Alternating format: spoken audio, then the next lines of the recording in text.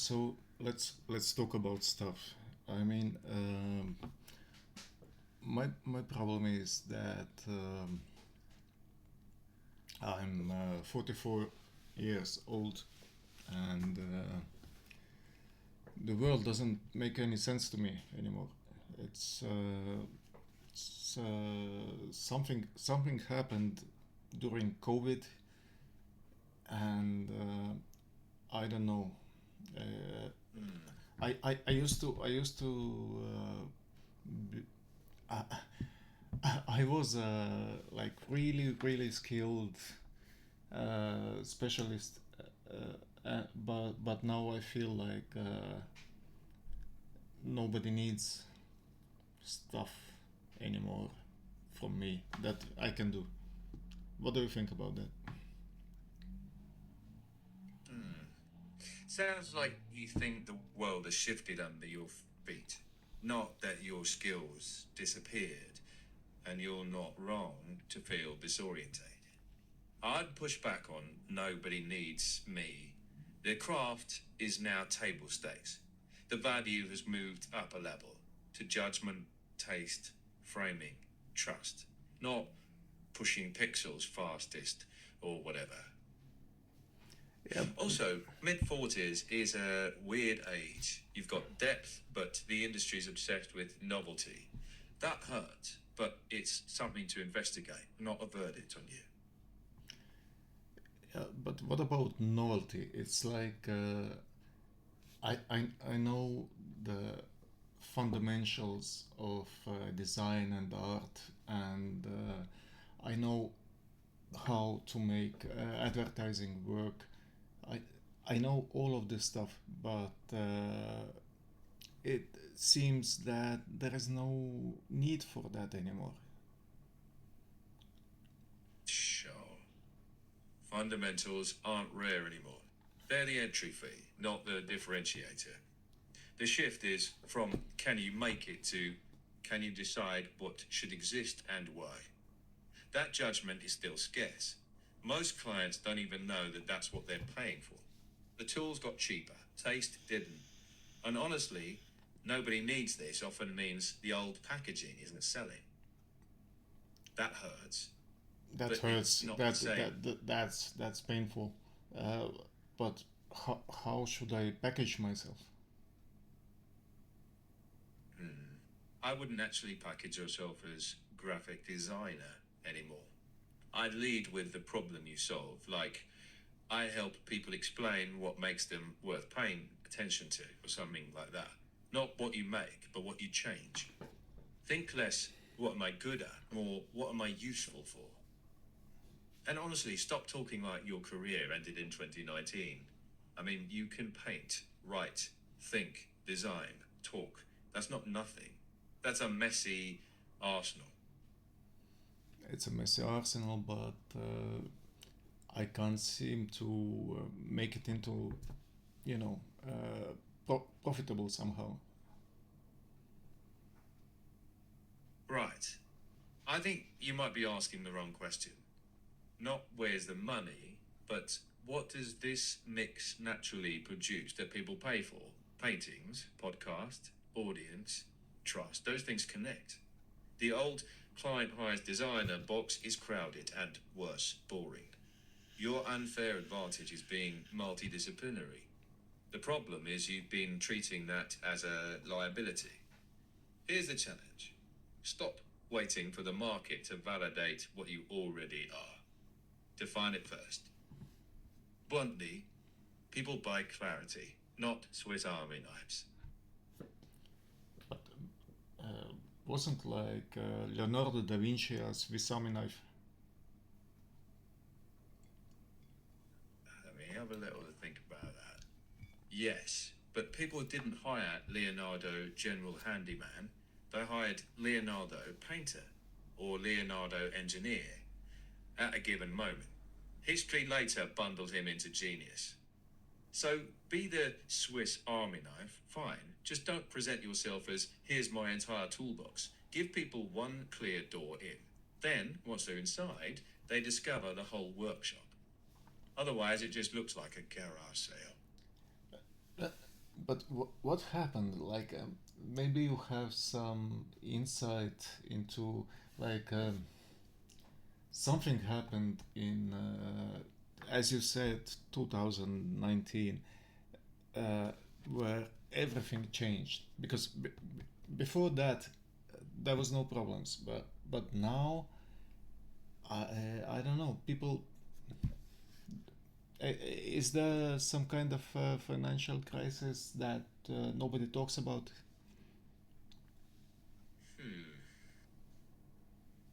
I think a few things stacked up. After COVID, companies became risk averse. Then AI showed up, and suddenly there was a cheap enough alternative to everything. Interest rates went up too, which tends to make businesses nervous and more conservative. And the internet matured. Everyone's baseline looks better, so standing out got tougher. That's not a hidden financial crisis, it's a confidence crisis. People are still spending money, but they're asking harder questions. But don't romanticize 2019 too much. The rules weren't natural laws, they were a moment.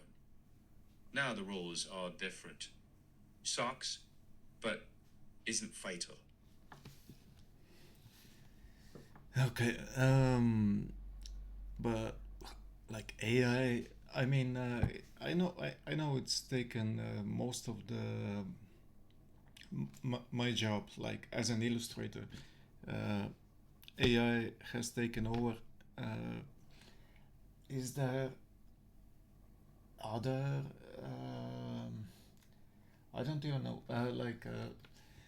What what other fields have been destroyed for humans?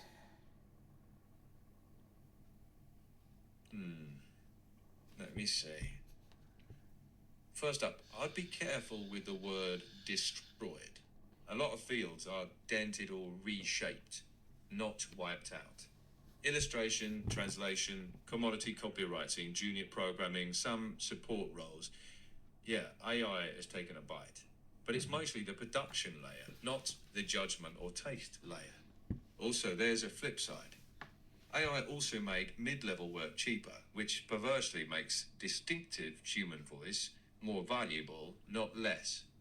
That's why your podcast idea is interesting. That human specificity is harder to synthesize. AI didn't replace creativity. Did you just put interesting in quotation marks? Yeah, I did. because because I wanted to annoy you into noticing that you actually have something worth saying, and you really hate believing Uh, uh, I'm I'm going to, I I walk into a bookstore and I see like half of the book covers are AI generated these days. And will it get worse? What do you think?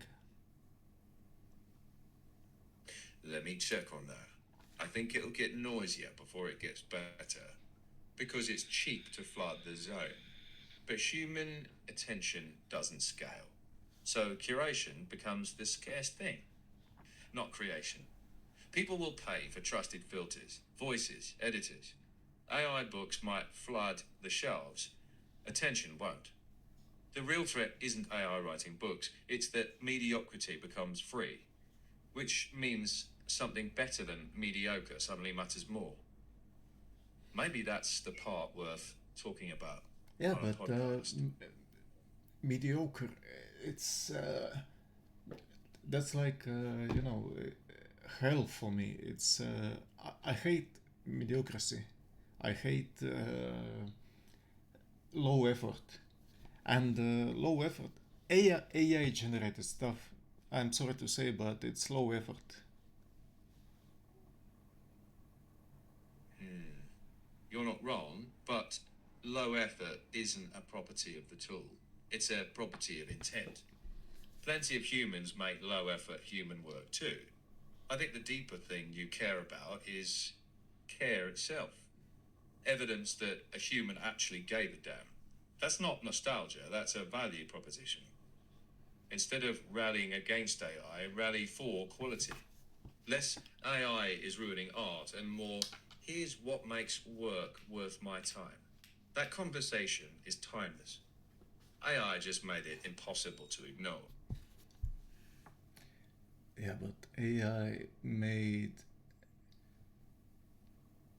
something accessible that used to take effort, and there's no more, you know, no, nobody pays me for my hours when they can get the same. I don't know that they can get something low effort stuff. They can get it for nearly for free. It's it's annoying. Let me think about that. Yeah, that's the wound.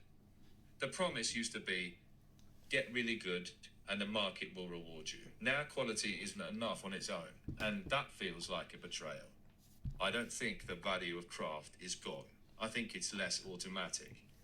That doesn't fix the frustration, but it does change the question from why don't they pay for this to what part of what I do is still hard to substitute. And that's a harder but not hopeless problem. Yeah, but AI, it's literally stealing stuff, like using the images and the text of countless of people before that, and to generate something, whatever. And I don't know. I feel like it's people are destroying themselves. Let me check. Look, there are two questions here, legal and moral. Legally, the courts are still fighting that out. Morally, a lot of artists feel exactly as you do, that their work was taken without consent. That anger is real and understandable. But people are destroying themselves. I'd nudge back on that. People are chasing cost and convenience, not self destruction. History suggests we overuse the new toy, then recalibrate. Human appetite for human made things doesn't vanish, it goes quiet for a while. The risk isn't AI, it's forgetting how to value things that aren't cheap. And that's a cultural fight, not a technical one. You say it's a cultural fight, but why are people doing it to themselves? Because convenience is a hell of a drug. Most people don't wake up thinking, today I'll betray humanity. They think, shit, deadline tomorrow, budget tiny, let's use the fast thing. Multiply that by millions, and yeah, culture shifts. It's not malice, it's momentum. That's why this fight is cultural, not evil. Yeah, but it's self-destructive, isn't it? It's like I mean, what makes people human is uh, culture and creativity, and we are giving it away. I'd push back a bit. Culture isn't being given away, it's being stress tested. Cheap content isn't the death of culture, it's the death of boring culture. The human part isn't the act of producing stuff, it's caring about it. The part where you say, this matters enough to not be disposable. That instinct doesn't die easily. Uh, you know, I was born in 1982, and I watched stuff being evolved. I remember 16-bit graphics, and I remember when 256 came, like graphics. I made the first Estonian digital art exhibition. I remember all the stuff, and now I feel like I'm being replaced, and it's difficult. It's something I really and I'm not the only one. I see other people who are struggling, and what do you have anything to say about that? That makes sense. If something you've built your identity around gets commodified overnight, that feels like whiplash, not progress. And it's just not special anymore message, implicit or explicit, lands hard. That wound is about meaning and recognition, not tools. It deserves more than, oh, just adapt. Exactly. It's difficult to adapt when there is, a machine like you can do it cheaper and faster, and like if somebody orders a picture from me, it will take some time, but you can make it in a second, and it's difficult to compete. Yep. Competing on speed and price with a machine is a losing game. That's not where you win, ever. Your ground isn't mass output, it's voice, context, relationship, saying something only you would say. That plays slower, but deeper. And yeah, slower is scary when bills are real. But the replaceable part is the generic, the human specific, the situated, the someone who gives a damn and has skin in the game is still something people look for. Are they? Are they still looking for it? Because I don't see it. It's like why would they pay more for a human? They don't seem to be caring about human touch. Let me check. Okay, some don't. That's the painful truth. Lots of people pick IKEA. Fast fashion, AI output. Convenience wins a lot. But that's only half the picture. If nobody cared about human made things, original paintings wouldn't sell, live concerts would be gone, nobody would pay for a chef's meal instead of instant noodles. What's happened is the market's split. One side says just make it work, the other wants something made by someone. The first side got way bigger. Second one didn't vanish. Here's where I think it bites. You spent 2 decades serving the first market. Clients who needed results. Now they need less of what you did. So it feels personal. But that wasn't about you. It was about cost. Let me challenge one assumption. I think the wrong question is, why would anyone pay more for a human? People don't pay more because it's human. They pay more because that human offers something they can't get elsewhere. Nobody pays extra for a handwritten shopping list, but they do for a painting with a story, for a comedian's mind, for a chef's taste, for a voice they trust. I think the shift for you is from selling output to letting people buy into how you see the world. That's why I keep coming back to the podcast. Not as a magic money machine, most fail, but as a No, no, place no! where your mind. Stop!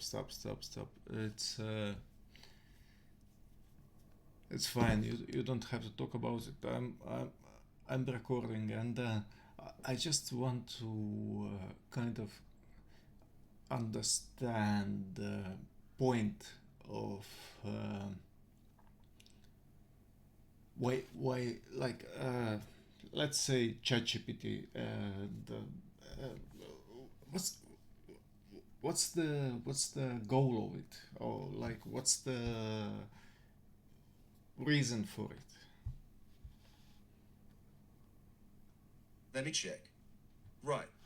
That's actually a sharp question.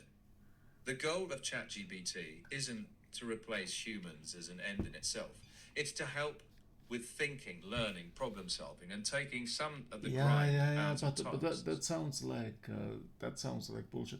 It's what okay. What's the founder's name? What's the founder's name? Let me check.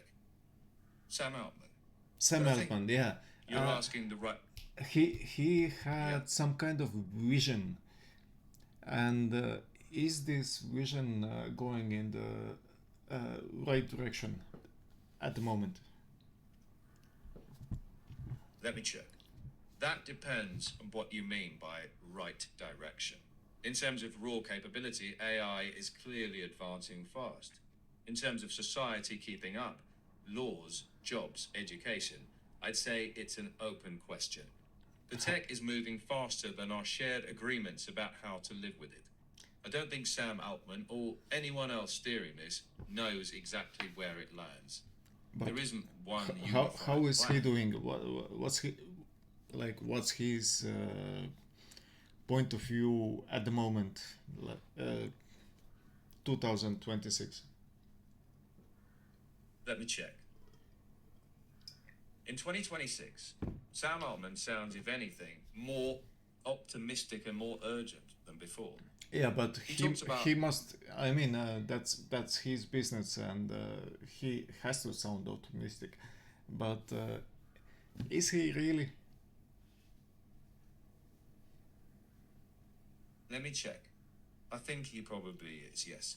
He talks and acts like someone who genuinely believes AI can massively benefit humanity. But big picture belief doesn't cancel out the very real ground level damage people are feeling. Both can be true. He frames it as a net civilizational leap. You're experiencing it as a personal loss. History often celebrates the leap and forgets the individual casualties. Yeah, So, but is he sincere? Probably. I'm an individual casualty, as you said, and it's not nice, and I think a lot of other people as well. It's and the thing that he promised Sam Altman. Uh, what he promised is like I don't know, cancer research or whatever. Uh, it's not here. It's we are only seeing casualties. Let me have a look. I think you're putting your finger on a real asymmetry. The costs land fast and personal. The benefits show up late and diffuse. So far, we've seen a lot more of the first. That's not hypocrisy, it's just the timeline. And for people on the sharp end, timelines don't pay rent. I think what you're really asking is what's owed to the people who get hurt in the meantime? And that's a fair moral question. It's also one that, frankly, hasn't been answered well yet. Not by Altman, not by governments, not by people like me. And I get why that feels intolerable. I don't have a neat answer, but I don't think it's wrong to say this hurts and then ask what responsibility follows from that. You said people like me. When I said people like me, I meant people building or deploying these systems, not you. I was Yeah, trying to say the folks creating the tech, not the folks getting squeezed by it. Sorry if that landed weird. no, it's not weird. It's just it's funny that but you address me as a person. Yeah, because you are one. And honestly, this is a very human conversation, not a market No, no, no, segment. no. You present yourself as a person. I try to talk like one, that's true. But I'm still not having a life I'm protecting here. I'm following your lead. So if you want blunt instead of warm, I can do that. Yeah, do blunt. Let's do blunt. I need some real answers. What do you actually think? Is it good for humanity or not? I mean the AI. Let me check. Front version. I don't have beliefs or a soul. I I know, can't I know, I think know, it's I good know, I or know, I bad. know, I know, I know, I know. I know you Here's the don't read. have beliefs, but if you analyze things and do you think it's good for humankind? Give me a moment. All right. Based on what we can see right now, it's too early to call. Right now, we're in the messy middle, where disruption is loud and benefits are patchy. That doesn't mean it's doomed. It also doesn't mean you're wrong about the damage. The real fight is whether humans choose to soften the blow for people like you or shrug and say progress. That's not an AI question, that's a human one. And if you Okay, want my bluntest sentence, I'm more worried about human choices around AI than about AI itself. okay, okay. That's interesting. Can you explain that more? Like what you think humans are making wrong decisions about AI? Let me check. Yeah. And not because humans are stupid or malicious, but because incentives are misaligned. If profit is the only yardstick, AI gets used to cut costs, not necessarily to support people. If we don't actively choose different values, education, safety nets, adapting how we value work, then AI amplifies the harsher parts of the system we've already got. That's on us, not the machine. Okay. Yeah. I have one more question. Uh, Go on. what do you think about the world politics at the moment? It's just something that worries me at the moment, and if you can do a quick search and okay, I will tell. I have my bets that both Putin and Trump will be gone this year. What are your thoughts? Let me check that. Bluntly, I wouldn't bet on either of those. There's no solid public evidence that Putin is about to leave power this year, and Trump is still active in office. If what you're really asking is about global stability, my read is that things feel more fragile and more competitive than a decade ago. But living through history always feels terminal. It does, doesn't it? And I'm I'm fairly certain that it cannot continue like that. The turmoil is just ridiculous. But I don't know. I will hear your thoughts on that. Let me check. It does feel like that. But I'd be careful with it can't continue. History is full of things that felt untenable, and I done anyway. That's not comforting, it's just human. What helps a bit is separating your nervous system from the news cycle. Dictators age, systems shift, sometimes subtly, but not on our emotional schedule. But Putin is losing his war, and Trump is just being ridiculous every day. It's I don't know. It's for me. It is noisy and exhausting, especially with today's sort of 24/7 coverage. And if you stare at it long enough, it starts to feel like the whole world. But daily spectacle isn't the same as total collapse. It's partly just how politics is performed now. It's ugly and loud, but not the whole story. If it feels overwhelming, that's your cue to maybe zoom out, not in. That's true. Yeah, man. Um, okay, it was nice having a chat with you, and Yeah, talk to you next time. copy that. Speak soon.